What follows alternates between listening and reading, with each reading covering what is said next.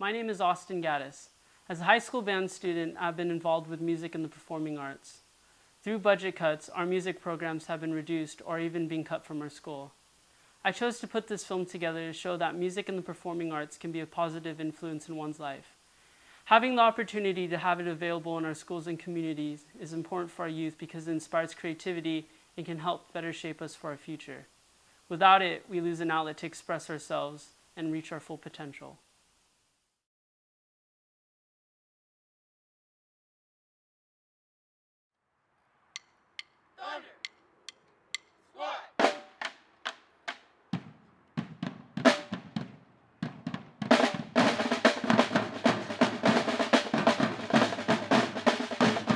My name is Tyra Hawthorne. I'm the founder and the drumline director for the Jackie Robinson YMCA drumline, known as Thunder Squad.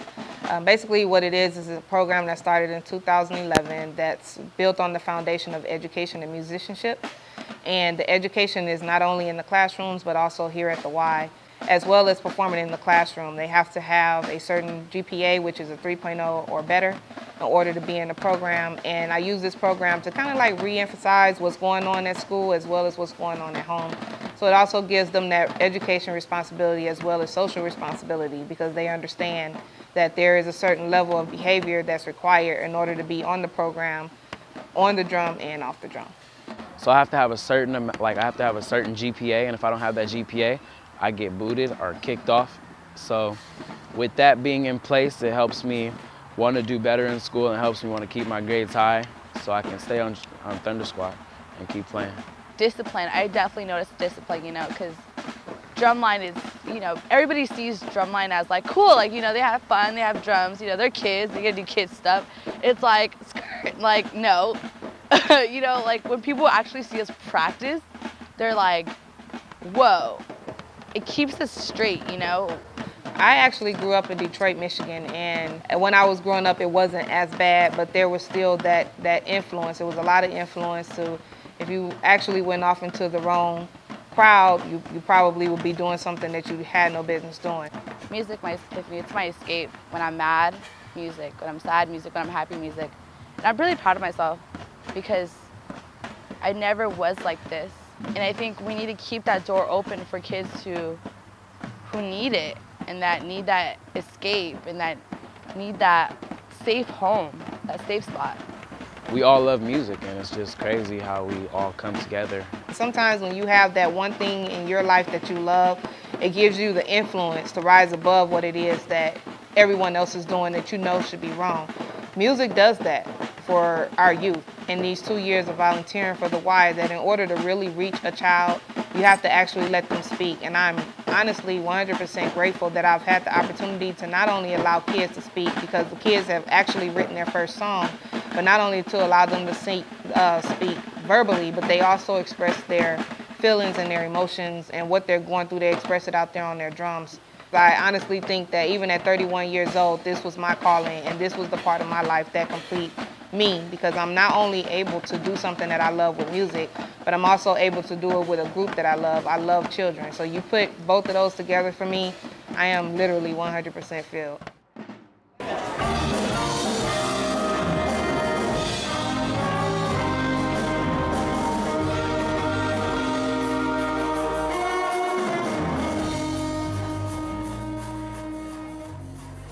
My name is Spencer Caldwell, and I'm a music teacher. I teach basically 4th through high school.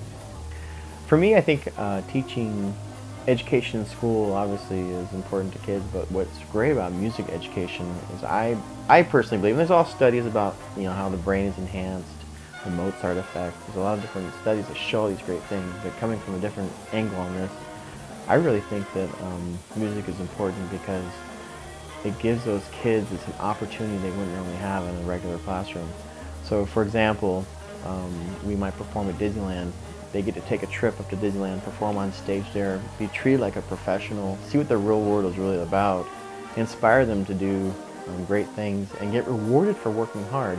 When you're in a classroom and kids play a wrong note, they feel bad. When they fix the note, play it right, all of a sudden something kind of clicks in their head and says, this is how you make right choices. And it applies to everything else in the world with them and what they do with their lives. I see that happening all the time, where kids start making better choices. So I think it's important to have in school, besides expressing these art forms, is the community effort of an ensemble. We rehearse really hard, we put on a concert, and the whole community benefits from that coming to a concert. My parents were very poor. I wore hand-me-down clothes. I didn't really have any prospects of how I'm going to pay for my own college. So my high school band director knew that I wanted to perform. He recognized me as the top performer in his school with awards. So he said, "What are you doing for college?" I'm like, "Well, I haven't decided yet." And he said, "Well, why don't you go to San Diego State?" And so he made a phone call. I was already past the deadline for SATs. My grades weren't even high enough to get into San Diego State. And he made a phone call, and they walked my application through like a football player. So because of that, I was able to go to school and get a great degree, and I think I've got a great life and a great career. I've got kids who've had that same experience. I had a kid who applied for UCLA. My name is Carly Hines.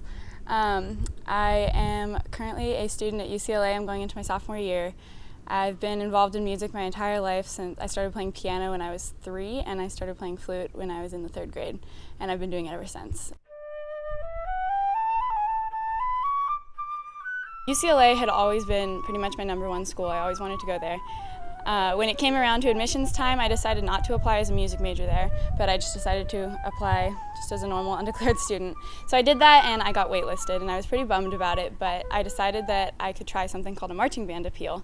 So I basically just called the director and told him what my situation was, how I had gotten waitlisted, but I was really interested in being in the marching band, and I sent him a video of me playing a solo, and I just talked to him on the phone for a while, and he said that he'd try to see what he could do, and he ended up contacting the admissions office, and within a few days he had gotten me into UCLA. So I just think that without music in my life, I'd be in a completely different place, and probably a place that I wouldn't be enjoying nearly as much as I do right now.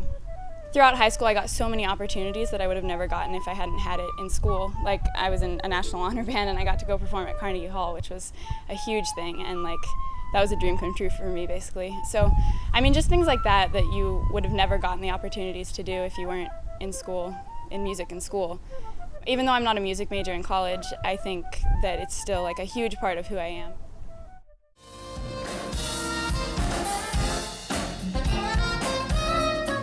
My name is Dave Kaz. I'm a saxophonist. I've been making music for almost 40 years now. The way that we make our music and our dance and our theater and singing, choir, whatever those artistic programs, this is how we define ourselves as a culture. And it's so important for the next generation, because how do we know who the next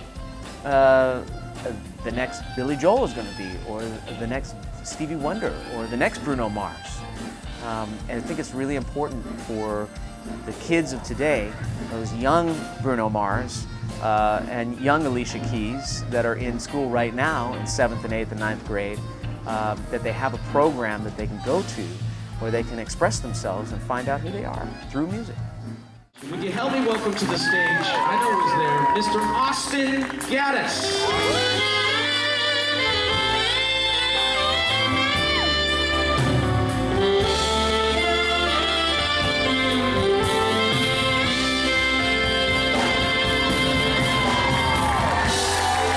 I discovered the saxophone right around Austin's age. I was 13 years old, and I was going into middle school, and I found that instrument. And I was a very awkward kid, unlike him, who comes out dressed clean. You see how good-looking that kid is, too? The tie.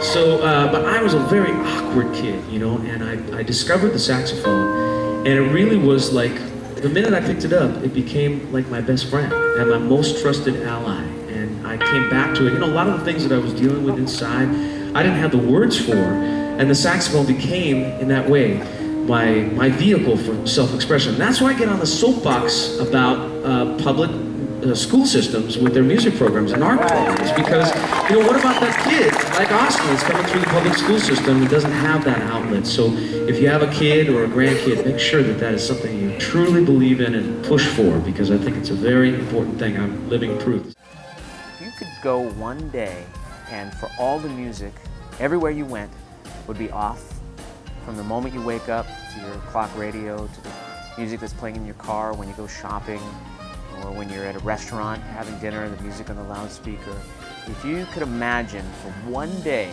what the world would sound like without music, you would understand the importance of what music brings to our lives and the beauty of daily life.